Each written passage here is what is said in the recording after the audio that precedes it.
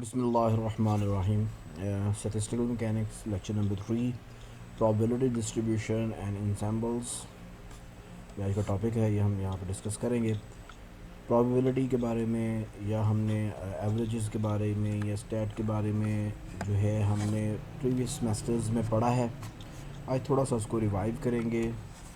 ठीक है, ये रिवाइव करने इसलिए ज़रूरी है क्योंकि हम इस कॉन्सेप्ट्स को इस्तेमाल करेंगे सिस्टम की डायनामिक्स को समझने के।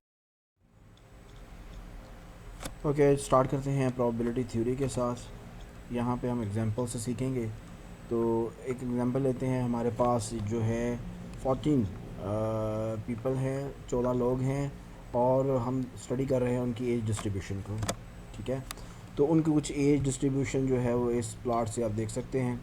ठीक है, जो आपके पास एक्स एक्सिस है ये रिप्रेजेंट कर रहा है एज को, और जो आपके पास वाई एक्सिस है ये रिप्रेजेंट करता है उनकी रिलेटिव फ्रीक्वेंसी को, कि वो उस एज में कितने लोग आते हैं। ठीक है,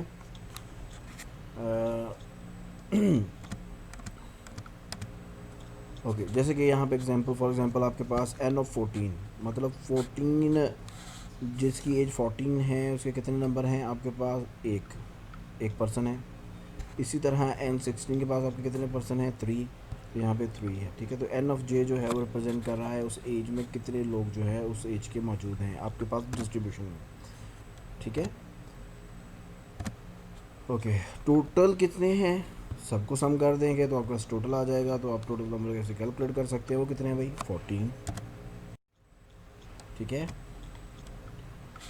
अब देखते हैं, चेक करते हैं कि आपके पास इस डिस्ट्रीब्यूशन में जो 15 वाले हैं उनकी प्रोबेबिलिटी क्या है। जिनकी एज 15 है उनकी प्रोबेबिलिटी क्या है? तो आपको पता है कि वो ऐसा एक ही पर्सन है।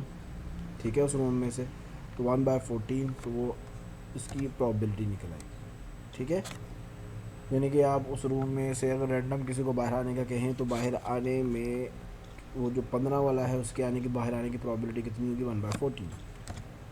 ओके, तो यहाँ पे मैं इसको इससे रिप्रेजेंट कर सकता हूँ। 1 क्या है? n of j।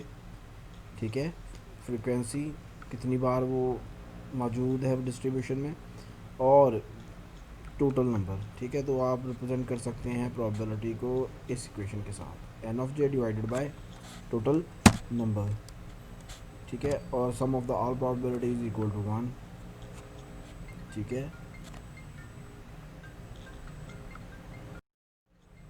ओके। अब सबसे ज़्यादा प्रोबेबल एज कौन सी है? आपको पता है ये 25। 1 2 3 4 5 लोग हैं पूरी डिस्ट्रीब्यूशन में। सबसे ज़्यादा लोग जो हैं वो इस एज के मौजूद हैं, तो इसका मतलब इनमें से इस एज के उस रूम से बाहर आने के चांसेस ज़्यादा हैं। ठीक है, तो उसकी प्रोबेबिलिटी आप ऐसे कैलकुलेट कर सकते हैं जैसे कि हमने पहले डिफ़ाइन किया। ठीक है, तो अगर हम एवरेज एज की बात करें तो एवरेज कैसे कैलकुलेट करते हैं? सभी जो है आपके पास 14 1 टाइम, 15 1 टाइम, 16 3 टाइम्स, और आपके पास 22 2 टाइम्स। ठीक है, ये हम सारे जितने, ये आपके पास क्या है? फ्रीक्वेंसी एन ऑफ जे, और ये आपके पास क्या है? जे, वो नंबर एज का। ठीक है, तो उनको आप मल्टीप्लाई कर देंगे टोटल, और टोटल नंबर से डिवाइड कर देंगे तो आपके पास जो है वो एवरेज निकल आता है। तो एवरेज जो है वो आपके पास 21 है। ऑल दो कि आप देखेंगे इस पूरी डिस्ट्रीब्यूशन में 21 मौजूद ही नहीं है। ठीक है, लेकिन ये आपको जो है ओवरऑल एक ट्रेंड के बारे में बता रहा है कि उस डिस्ट्रीब्यूशन का जो ट्रेंड है वो क्या है। ठीक है, तो ऑन एवरेज जो है वो 21 ईयर के जो है आप कह सकते हैं कि 21 नंबर सब के साथ असाइन किया जा सकता है। ओके, तो उस एवरेज को हमने अभी भी देखा कैसे कैलकुलेट कर सकते हैं। तो एवरेज को हम ऐसे रिप्रेजेंट करते हैं, तो ये देखें वो जे, और ये एन ऑफ जे और उनका समेशन जो भी हमने लास्ट स्लाइड में देखा, डिवाइडेड बाय टोटल नंबर। ठीक है, और आपको पता है एन जे ओवर एन किसके बराबर है भाई? प्रोबेबिलिटी के बराबर। ठीक है, तो ये आपके पास फिर आप रिलेट कर सकते हैं एवरेज को प्रोबेबिलिटी के साथ इस इक्वेशन के ज़रिए से। ठीक है, इसी तरह जब स्क्वायर का करना है तो वहाँ पे जहाँ पे जे था वहाँ पे जे स्क्वायर हो जाएगा। अगेन आप इस तरह रिलेट कर सकते हैं। ठीक है, और अगर आपने किस ये जे के अलावा ये एज है, इसी अलावा कोई फंक्शन हो सकता है, फंक्शन का एवरेज निकालना है तो भी सेम इसी तरह जिस तरह एवरेज जे का निकाला है, इसी तरह हम फंक्शन का भी एवरेज निकाल सकते हैं। कोई भी फंक्शन है उसका भी एवरेज निकाला जा सकता है। ठीक है, okay. Deviation from the average जो है वो हम ऐसे कैलकुलेट करते हैं कि एवरेज में से जो आपके पास कोई भी वैल्यू है जे की, ठीक है, समटाइम्स को एक्स भी कहते हैं, एक्स एक्सिस की वैल्यूज़ है ना ये। तो कोई भी डिस्ट्रीब्यूशन है उसकी जो एक्स एक्सिस की वैल्यू है उसमें से जब आप उसकी एवरेज वैल्यू को माइनस करते हैं तो आपके पास जो है वो डेविएशन आता है। इसका स्क्वायर करते हैं तो वेरिएंस आ जाता है। एक्चुअली ये आपको इन्फॉर्मेशन देते हैं स्प्रेडनेस ऑफ डाटा, कि आपका जो डाटा है वो एवरेज वैल्यूज़ के सराउंडिंग में कितना स्प्रेड है, कितना जो है उसमें तादाद है एवरेज वैल्यू के सराउंडिंग में। ठीक है, ओके। तो कैसे फैला हुआ है डाटा, तो ये आपके पास जो है आप वेरिएंस को लिख सकते हैं इस तरह से, और डेल्टा जे की वैल्यू यहाँ से इंसर्ट करेंगे इसके अंदर, तो आपके पास जो है ये वैल्यू आ जाएगी। ठीक है, आप स्क्वायर ओपन करेंगे, स्क्वायर ओपन करने के बाद आप जो आपको पता है कि एवरेज वैल्यू जो है वो कांस्टेंट होती है और वो जो है समेशन से बाहर आ जाएगी। ठीक है, सर ये भी समेशन से बाहर आ जाएगी और आपके पास इस तरह की इक्वेशन बन जाएगी। ठीक है, और जब इस तरह की इक्वेशन बन जाएगी तो आप देखेंगे ये किसके बराबर है, 1 के बराबर है, और ये किसके बराबर है, एवरेज ऑफ जे के बराबर है। ठीक है, और ये एवरेज ऑफ जे स्क्वायर के बराबर है। ठीक है, ये अभी हमने लास्ट स्लाइड्स में जो है वो डिफाइन किया है, तो आपके पास ये वैल्यू आ गई। ठीक है, जब आपने इंसर्ट किया तो आप देखें जे square of average minus two J average into J average plus J average of square. ठीक है, ये आपके पास आ गया। Clear, okay. अब देखें यहाँ पे जे स्क्वायर, यहाँ पे क्या आ जाएगा, two J square of average, नहीं सॉरी है two J average of square आएगा। ठीक है ना, तो ये उसमें से एक प्लस में है और ये दो माइनस में है, तो ये एक उसमें से रिड्यूस हो जाएगा, तो आपके पास ये, तो आप वेरिएंस को जो है वो इस तरह कैलकुलेट कर सकते हैं। आपको क्या करना है, जे square of average minus J average of square जो है वो निकालना है। अगर इन दोनों में फ़र्क है तो आप देखेंगे कि डाटा जो है वो आपका जितना ज़्यादा फ़र्क होगा उतना ही ज़्यादा डाटा आपका स्प्रेड होगा अबाउट द मीन वैल्यू। ठीक है, तो ये आपके पास जो है, आप इसका जब अंडर रूट लेते हैं तो आपके पास स्टैंडर्ड डेविएशन आ जाता है। ठीक है,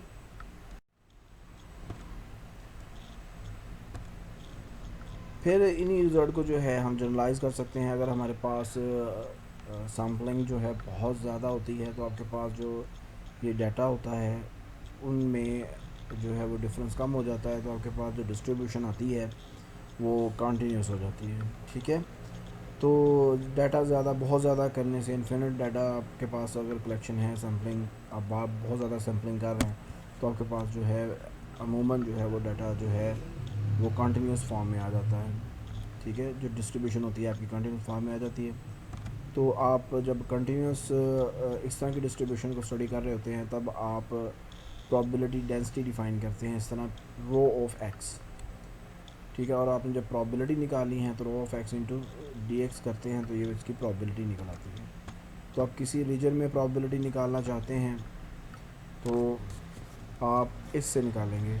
ठीक है, ये कंटिन्यूस डाटा के लिए, इससे पहले हमने जो है वो डिस्क्रीट डाटा के लिए देखा था। अब हमारे पास कंटिन्यूस डिस्ट्रीब्यूशन है, देन हम कैसे प्रोबेबिलिटीज़ कैलकुलेट कर सकते हैं, तो हम इस तरह कैलकुलेट कर सकते हैं, probability density into D X from point A to B. A to B point के अंदर जो प्रोबेबिलिटी है वो हम फाइंड आउट कर सकते हैं। ठीक है, और ऑब्वियसली जब टोटल प्रोबेबिलिटी माइनस इन्फिनिटी तो प्लस इन्फिनिटी करेंगे तो ये 1 आएगा। ठीक, एवरेज निकालनी है बिल्कुल वैसे ही आपको, जैसे हमने देखा था कि जे की एवरेज निकाल रहे थे तो प्रोबेबिलिटी के साथ जे को मल्टीप्लाई किया जा रहा था। ठीक है ना, अब एक्स क्या है जे की जगह पे, तो यहाँ पे क्या आ जाएगा जे, तो बाकी ये प्रोबेबिलिटी है, तो इंटीग्रेट करेंगे तो आपके पास प्रोबेबिलिटी आप जो है कंटिन्यूस, जो आपके पास केसेस होंगे, कंटिन्यूस डिस्ट्रीब्यूशन होगी, उसके लिए आप एवरेज वैल्यूज़ ऐसे कैलकुलेट कर सकते हैं, एक्स स्क्वायर के लिए ऐसे कर सकते हैं, फंक्शंस ऐसे निकाल सकते हैं। ठीक है, बिल्कुल वही रूल जो हमने डिस्क्रीट के लिए डिफ़ाइन किए हैं बिल्कुल वैसे ही कंटिन्यू, लेकिन यहाँ पे वहाँ पे समेशन आता है और यहाँ पे इंटीग्रल या इंटीग्रेशन आ जाता है, ठीक है। और जॉइंट प्रोबेबिलिटी, जॉइंट प्रोबेबिलिटी एक एग्जांपल से यहाँ पे हम देख लेते हैं कि जॉइंट प्रोबेबिलिटी है क्या। ओके, आप क्या करते हैं कि आपके पास, लेट्स सपोज आपके पास दो कॉइन हैं, आपने दोनों कॉइन टास्क किए हैं, तो एक कॉइन जो है उसके ऊपर जो है वो हेड आया है और इसी तरह दूसरे कॉइन के ऊपर भी कोई हेड और टेल आया है, ठीक है। तो ये दोनों जो मिलके आपके पास एक आउटकम आता है, उसे हम जॉइंट प्रोबेबिलिटीज़ कहते हैं, ठीक है। यानी कि आपके पास एक से ज़्यादा जो आपके पास आउटकम्स हैं, ठीक है, वो बैक वक्त में आपके पास आ रहे हो, आप उन्हें जॉइंट प्रोबेबिलिटीज़ कहते हैं, ठीक है। अब जॉइंट प्रोबेबिलिटीज़ में जॉइंट प्रोबेबिलिटी जो है वो हम इसको जो है इस इक्वेशन के साथ लिख सकते हैं, ठीक है। ये आपके पास पी ऑफ वाई, यानी कि आपके पास मैंने दो कॉइन की बात की ना, एक कॉइन को एक्स कह लें, एक कॉइन को वाई कह लें। जो पी ऑफ वाई है, जो सेकंड के ऊपर जो इवेंट आपके पास आ रहा है हेड या टेल, वो है। तो ये जो है ये कंडीशनल है, ठीक है, कि ये एक्स के ऊपर किस तरह की प्रोबेबिलिटी आएगी, ठीक है। वो क्या वाई पे डिपेंड कर रही होगी या वाई से इंडिपेंडेंट होगी। अगर वाई से इंडिपेंडेंट है कॉइन से, तो इसका मतलब ये है कि इंडिपेंडेंट इवेंट्स हैं। जब इंडिपेंडेंट इवेंट्स होते हैं तो ये सिंपली ये पी एक्स वाई कंडीशनल जो हमने लगाई है प्रोबेबिलिटी, वो सिंपली पी ऑफ एक्स हो जाती है। तो आपके पास टोटल प्रोबेबिलिटी जो है वो probability on first coin and probability on second coin की मल्टीप्लिकेशन पे आ जाता है। फॉर एग्जांपल अगर मैं बात करूं कि आप देखें आपके पास सिंगल कॉइन की प्रोबेबिलिटी कितनी है, 1/2। अगर आप दो कॉइन्स को टॉस करते हैं, ठीक है, जॉइंट प्रोबेबिलिटी आपके पास क्या आ जाएगी, 1/4। कैसे, आपको पता है 1/2 एक की है, 1/2 एक की है, तो एक्स कॉइन की 1/2, वाई कॉइन की 1/2, दोनों को मल्टीप्लाई करेंगे 1/4 आ जाएगी, ठीक है।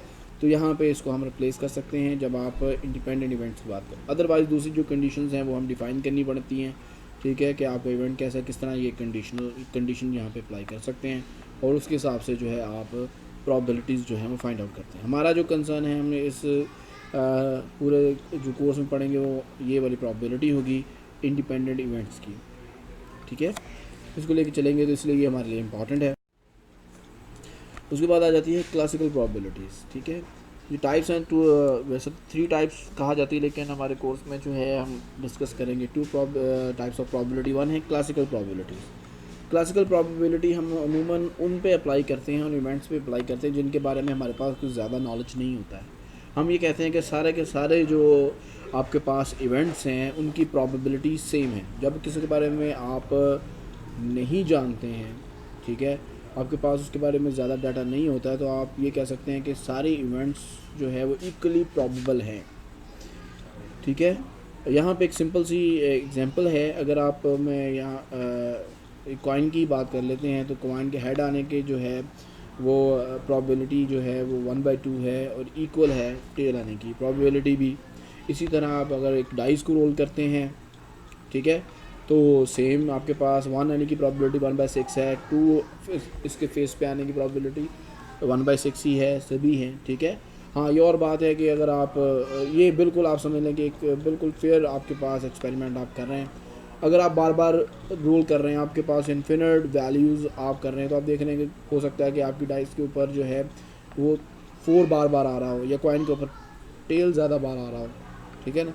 फिर आप जो है वो ये नहीं कह सकते कि आप कहेंगे कि टेल की प्रोबेबिलिटी ज़्यादा है हेड से, और या फिर वो जो हमने डाइस के फेस के ऊपर जो आ रहा है उसकी प्रोबेबिलिटी ज़्यादा है बाकियों की निस्बत, ठीक है। मतलब हमारे पास लार्ज अगर कलेक्शन है डाटा की, देन हम कोई जो है एक प्रोबेबिलिटी की तरफ मूव कर सकते हैं। तो वो कहाँ स्टैटिस्टिकल प्रोबेबिलिटी, अभी अभी हमने बात की कि हमारे पास जो हम एक्सपेरिमेंट कर रहे हैं, उस एक्सपेरिमेंट के बारे में अगर हमें ज़्यादा इन्फॉर्मेशन नहीं है, तो हम क्या करते हैं कि सारी की सारी को हम जो है वो इक्वली प्रोबेबल कह देते हैं उन इवेंट्स को, कि इस इवेंट के होने के चांसेस जो है वो इक्वल है। लेकिन अगर हम एक्सपेरिमेंट बहुत बार करते हैं, बहुत ज़्यादा बार करते हैं, तो हम उस फिनोमिना के बारे में कुछ ज़्यादा श्योर हो जाते हैं। हमें पता लग जाता है कि कौन से इवेंट के आने की प्रोबेबिलिटी ज़्यादा है, ठीक है। तो एक्सपेरिमेंट बेस्ड जो प्रोबेबिलिटी होती है उसे हम स्टैटिस्टिकल प्रोबेबिलिटी कहते हैं। वो कब आती है, जब आपके पास इवेंट्स, आपने वो एक्सपेरिमेंट जो है वो बहुत ज़्यादा बार किया। यहाँ पे देखिए एन अप्रोचेस टू इन्फिनिटी, ठीक है, कि आपके पास वो जो नंबर ऑफ एक्सपेरिमेंट्स हैं या आपने बहुत सारे बार उसको किया है वो इन्फिनिटी के करीब पहुँचता है, तो आपके पास जो तब प्रोबेबिलिटी आपके पास उस इवेंट की आती है उसे हम स्टैटिस्टिकल प्रोबेबिलिटी या एम्पेरिकल प्रोबेबिलिटी भी इसको कहते हैं। ठीक है, यहाँ पे एक्सपेरिमेंट से जो है इसको इस चीज़ को समझते हैं। तो हमारे पास जो है हम कंसिडर करें एक रेडियो एक्टिव डिके को। हमारे पास एक्सपेरिमेंट क्या है, रेडियो एक्टिव डिके का, और उसके हम काउंट्स मेजर कर रहे हैं किसके साथ, जीएम काउंटर के साथ। यानी कि आपके पास एक सैंपल है, उसके अंदर से रेडिएशन निकल रही है, मतलब डिसइंटीग्रेशन हो रही है, और आप काउंट कर रहे हैं। आपने क्या किया है, 10 मिनट का इंटरवल रखा है, 10 सेकंड का, सॉरी 10 सेकंड का आपने इंटरवल रखा है। आफ्टर 10 सेकंड आप रिकॉर्ड करेंगे कि कितनी आपके पास जो है वो रेडिएशन आई ईच 10 सेकंड में। तो आपके पास बहुत सारे इवेंट हो सकते हैं, क्योंकि ये रैंडम इवेंट है। कभी जो है हो सकता है कि बिल्कुल ना 10 सेकंड में कोई डिसइंटीग्रेशन हो, ये भी हो सकता है कि 2 से 3 डिसइंटीग्रेशन हुई हों। ठीक है, तो आपने ग्रुप बना लिए इस तरह। 10 सेकंड में हो सकता है 4 से 5 इंटीग्रेशन हुई हों, डिसइंटीग्रेशन हुई हों। 5 से 9 के दरमियान में डिसइंटीग्रेशन हो सकती है 10 सेकंड के दरमियान में। तो आपने इन सभी के ग्रुप्स बना लेने हैं। ठीक है, तो देखना है हर 10 सेकंड के अंदर ये वाले इवेंट्स कितनी बार हो रहे हैं। लेट्स सपोज उसमें से मैं एक इवेंट ले रहा हूँ, कौन सा इवेंट है, 5 से 9, ठीक है, डिसइंटीग्रेशन। तो 10 एक्सपेरिमेंट आपने किए, मतलब 10 बार आपने वो रीडिंग दोबारा चलाई, बार बार हर 10 सेकंड के बाद फिर रिपीट किया। तो सारे इवेंट्स हुए होंगे उसमें, उनमें से ये 5 से 9 के दरमियान में डिसइंटीग्रेशन, यानी 5 से 9 के दरमियान में अगर कोई रेडिएशन कलेक्ट हो रही हैं या काउंट्स आपके पास आ रहे हैं, वो 3 बार ऐसा हुआ, तो इसकी प्रॉबिलिटी 0.3 बन गई। 25 कर दिए तो ऐसा इवेंट 7 बार हुआ। ठीक है, 50 आपने एक्सपेरिमेंट को किया तो आपके पास सेम एक्सपेरिमेंट 50 दफ़ा किया तो आपके पास 16 ऐसे इवेंट्स हुए जिसमें आपके पास जो काउंटर ने रीडिंग दी है बिटवीन 5 to 9। ठीक है, इसी तरह 100 टाइम्स आपने किया है तो 35। ठीक है, ये आपने जो है रीडिंग इस तरह की। तो आप यहाँ से ऊपर से नीचे की तरफ देखेंगे, जिस तरह आप नंबर ऑफ़ ट्रायल्स बढ़ा रहे हैं, मतलब एक्सपेरिमेंट्स बढ़ा रहे हैं बार बार करने के, तो आपके पास आप देख रहे हैं पहले क्या था 0.3, फिर क्या था 0.28, फिर क्या था 0.32। तो ये इसमें फ्लक्चुएशंस हैं। ठीक है, ये 0.02 टाइम्स लेस है, ये 0.02 टाइम्स इससे अगर देखा जाए तो लार्ज है। ये यहाँ पे देखें आप फ़र्क कितना आ गया, डिफरेंस इन दो रीडिंग्स के दरमियान में डिफरेंस चेक करें। ठीक है, फिर इन दो रीडिंग्स के दरमियान में डिफरेंस चेक करें, फिर इन दो रीडिंग्स के दरमियान में डिफरेंस चेक करें, और फिर इन दो रीडिंग के दरमियान में डिफरेंस चेक करें। आप देखें कि जैसे 500 हज़ार किया तो उसमें डिफरेंस कम हो रहा है। इसका मतलब ये है कि जब 1000 से लाख 2 लाख होगा तो हम कोई 0.3175 के करीब घूम रहे होंगे, मतलब कोई ख़ास अब फ़र्क नहीं पड़ेगा इस वैल्यू को, इस फैक्टर को। ठीक है, जो प्रोबेबिलिटी का फैक्टर है। ठीक है, मतलब प्रोबेबिलिटी जो है वो एक कांस्टेंट वैल्यू की तरफ मूव करेगी जब आप नंबर ऑफ़ ट्रायल्स जो हैं वो थोड़ी बढ़ाएंगे। यही जो है वो सेंट्रल लिमिट थ्योरम भी इसी को कहते हैं कि आपके पास जो है एक वेल डिफाइंड इवेंट्स की जो प्रोबेबिलिटी है वो एक डेफिनेट या कांस्टेंट प्रोबेबिलिटी की तरफ मूव करती है जब आप एक्सपेरिमेंट जो हैं वो इन्फिनिट कर लेते हैं। ठीक है, और फिर आप अपनी प्रोबेबिलिटी डिस्ट्रीब्यूशन को जो है सबसे मोस्ट प्रोबेबल वैल्यू के साथ रिप्लेस कर सकते हैं। ठीक है, यही सेंट्रल लिमिट थ्योरम है जो कि हमने पिछली स्लाइड में भी डिस्क्राइब किया। ठीक है, कि आपके पास जो है एक सिमेट्रिक शेप जो है वो बन जाती है जब आप नंबर ऑफ़ एक्सपेरिमेंट्स को बढ़ा देते हैं।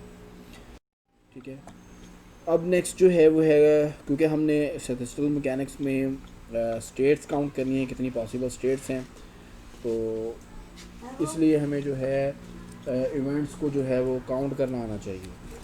किस तरह इवेंट्स जो हैं कैसे काउंट करते हैं, उसको काउंट करने के लिए हमारे पास जो है आपने 12th क्लास में भी पढ़ा है, और फिर उसके बाद जो है आपने स्टैटिस्टिक्स के कोर्स में भी पढ़ा होगा कि हम परमुटेशन, नंबर ऑफ़ अरेंजमेंट्स, कितनी पॉसिबल अरेंजमेंट्स हैं, तो हम जो है परमुटेशन से जो है वो हम कलेक्ट कर सकते हैं उसे इन्फॉर्मेशन से कि आप कितनी तरह आप डिफरेंट चीज़ों को, ऑब्जेक्ट्स को अरेंज कर सकते हैं। ठीक है, यहाँ पे एग्जांपल आपके पास है कि आपके पास जो है 10 टाइल्स हैं। ठीक है, और आपके पास उसके ऊपर लेटर्स लिखे हुए हैं ABCDEFG, जो भी आपके पास लेटर्स हैं वो 10 हैं। ठीक है, तो आपने जो है उनको